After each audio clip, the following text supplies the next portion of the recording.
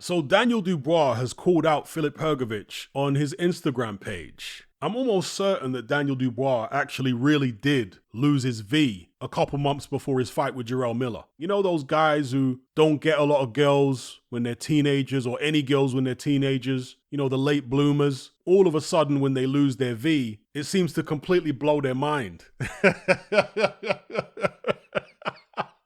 And their whole personality changes overnight. Sometimes they go missing. You know them ones? Some late blooming guy loses his V and you never see him again.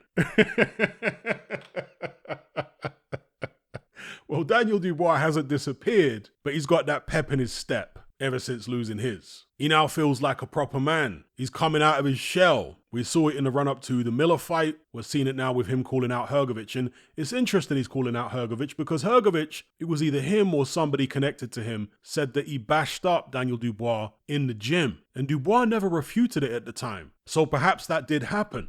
I mean, apparently Hrgovic smashed him up so bad that Dubois had to be pulled out of the spar. But hey, it was a long time ago. Maybe he feels like it'll be different if they fought in a pro ring now. Again, he's got the pep in his step at this stage, Daniel Dubois. And it's certainly a fight I'd like to see. But unless the Saudis are willing to pay top dollar for that fight, I can't see it happening. Because Filip Hrgovic has been IBF mandatory for a long time now. And when he fought on the AJ undercard, it was only against Mark Demori, which to me shows that he's not interested in risking his mandatory position anymore. He's already risked it once against Dempsey McKean. And you can say, oh, that wasn't a risk on paper. Well, the way it turned out, it was a risk. McKean was actually doing all right. Hrgovic managed to get a stoppage in the final round. They apparently wanted to match him against Bacoli on the AJ Wallen undercard, but it would seem as though Hrgovic turned that down again in favor of a low-risk run-out against Mark Demori. So if he's turning down the likes of Martin Bacoli, presumably for a decent amount of money, then I'm going to assume he would turn down Daniel Dubois as well. Unless they're going to pay him perhaps more money than he would get for a title fight. As a mandatory challenger, he's going to be getting something like 25 or 30%. And what do you imagine that would be against whoever the IBF champion is later on this year? Presuming they don't strip